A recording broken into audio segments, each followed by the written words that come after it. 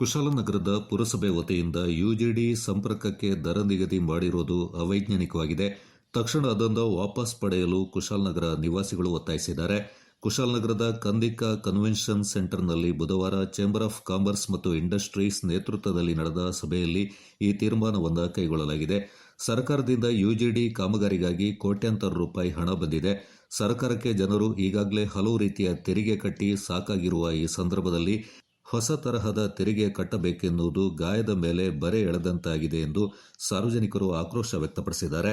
ಈಗ ನಡೆದಿರುವ ಯುಜಿಡಿ ಕಾಮಗಾರಿ ಕಳಪೆಯಾಗಿದೆ. ಹಲವು ಬಡಾವಣೆಗಳಲ್ಲಿ ನಿರ್ಮಾಣಗೊಂಡಿರುವ ಮ್ಯಾನ್ ಹೋಲ್ ಈಗಾಗಲೇ ಹಾಳಾಗಿದೆ. ಅದಕ್ಕೆ ಅಳವಡಿಸಿರುವ ಪೈಪ್ ಕೂಡ ಚಿಕ್ಕದಾಗಿದೆ. ಅದರಲ್ಲಿ ಸರಾಗವಾಗಿ ನೀರು ಹರಿಯಲು ಸಾಧ್ಯವಿಲ್ಲವೆಂದು ಹಲವರು ಆತಂಕ ವ್ಯಕ್ತಪಡಿಸಿದರು. ಚೇಂಬರ್ ಆಫ್ ಕಾಮರ್ಸ್ನ ಜಿಲ್ಲಾಧ್ಯಕ್ಷ ಬಿಆರ್ ನಾಗೇಂದ್ರ ಪ್ರಸಾದ್ ಅವರು ಮಾತನಾಡಿ, ಕುಶಾಲನಗರ ಪುರಸಭೆಯಲ್ಲಿ ಈಗಿರುವ ಅಧಿಕಾರಿಗಳು ಉತ್ತಮ ಕೆಲಸ ಮಾಡ್ತಾ ಇದ್ದಾರೆ. ಜನರ ಆಶೋತ್ತರಗಳಿಗೆ ಒಳ್ಳೆಯ ರೀತಿಯಲ್ಲಿ ಸ್ಪಂದಿಸ್ತಾ ಇದ್ದಾರೆ. ಊರಿನ ಮೇಲಿನ ಕಾಳಜಿ, ಜನಪರವಾದ ನಮ್ಮ ಬೇಡಿಕೆಯಿಂದ ಖಂಡಿತ ಈಡೇರಿಸುತ್ತಾರೆ ಎನ್ನುವ ವಿಶ್ವಾಸ ವ್ಯಕ್ತಪಡಿಸಿ, ಅದು ಸಾಧ್ಯವಾಗದೇ ಇದ್ದಲ್ಲಿ ಶಾಸಕರು ಮತ್ತು ಜಿಲ್ಲಾಧಿಕಾರಿಗಳ ಬಳಿ ನಿಯೋಗ ತೆರಳಿ ನಮ್ಮ ಬೇಡಿಕೆಯಿಂದ ಸಲ್ಲಿಸೋಣ ಎಂದರು. ಕುಶಾಲನಗರ ಚೇಂಬರ್ ಆಫ್ ಕಾಮರ್ಸ್ ಮತ್ತು ಇಂಡಸ್ಟ್ರೀಸ್ನ ಅಧ್ಯಕ್ಷ ಕೆಎಸ್ ನಾಗೇಶ್ ಮಾತನಾಡಿ, ಸಭೆಯ ತೀರ್ಮಾನದಂತೆ ಆಡಳಿತಾಧಿಕಾರಿ ನಿತಿನ್ ಚಕ್ಕಿ ಅವರಿಗೆ ಲಿಖಿತ ರೂಪದಲ್ಲಿ ನಮ್ಮ ಮನವಿಯನ್ನ ಸಲ್ಲಿಸಿ ಮಡಿಕೇರಿ ಶಾಸಕ ಡಾಕ್ಟರ್ ಮಂತ್ರಗೌಡ ಅವರಿಗೂ ಮಾಹಿತಿಯನ್ನ ನೀಡುತ್ತೇವೆ ಎಂದರು. ಒಳ್ಳೆ ಕೆಲಸ ಮಾಡ್ತೀನಿ ಅಂತಂದಾಗ ಸಹಕಾರ ಸಿಗೋದು ಸ್ವಲ್ಪ ಕಷ್ಟನೇ ಆಗುತ್ತೆ. ಹಾಗಾಗಿ ನಾವು ಇದರಲ್ಲಿ ತೃಪ್ತಿಗಿಡುವಂಥ ಯಾವುದೇ ಒಂದು ಇದಿಲ್ಲ.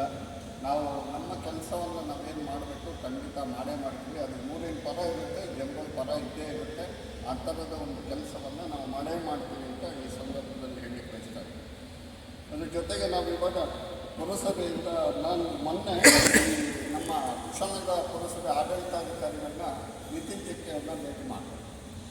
ಆಕಸ್ಮಿಕವಾಗಿ ಸಿಕ್ಕಿದ್ರು. ಮಾತಾಡಿದಾಗ ಅವ್ರು ಏನು ಹೇಳ್ತಾರೆ ಅಂದರೆ, ಇದು ಏನಾಗಿದೆ, ಇದು ನಮ್ಮ ಇಲ್ಲಿ ಮುಖ್ಯಾಧಿಕಾರಿಗಳು ಕೂತು ಮಾಡಿರುವಂಥ ಭೇಟಿ, ಇದು ನಮ್ಮ ಗಮನಕ್ಕೆ ಬಂದಿರಲಿಲ್ಲ.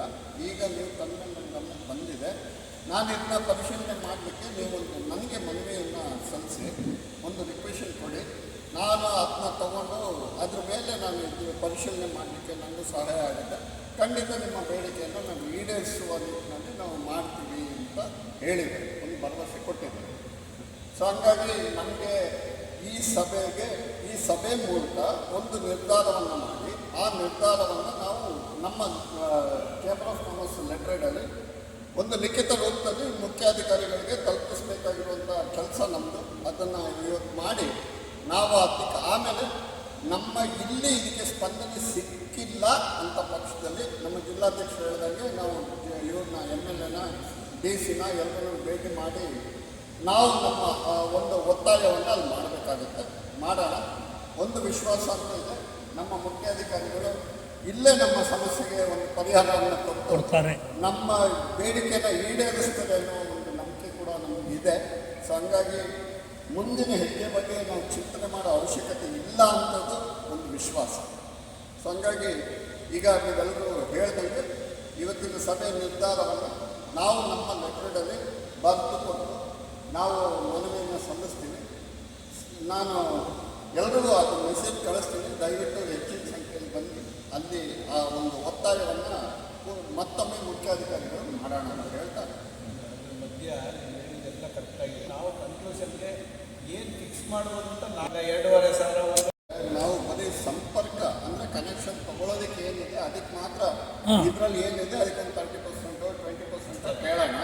ಅದನ್ನ ಮಾಡಿ ಮತ್ತೆ ಆನ್ಯುವಲ್ ಮೇಂಟೆನೆನ್ಸ್ ಚಾರ್ಜಸ್ ಏನಿದೆ ಅದು ಕೊಡೋದೇ ಇಲ್ಲ ಅಂತ ಹೇಳಿ ಒತ್ತಾಯವನ್ನು ಮಾಡೋಣ.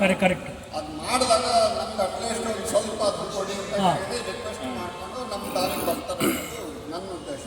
ಅದನ್ನ ಬರ್ತು ಇದು ಮಾಡೋಣ.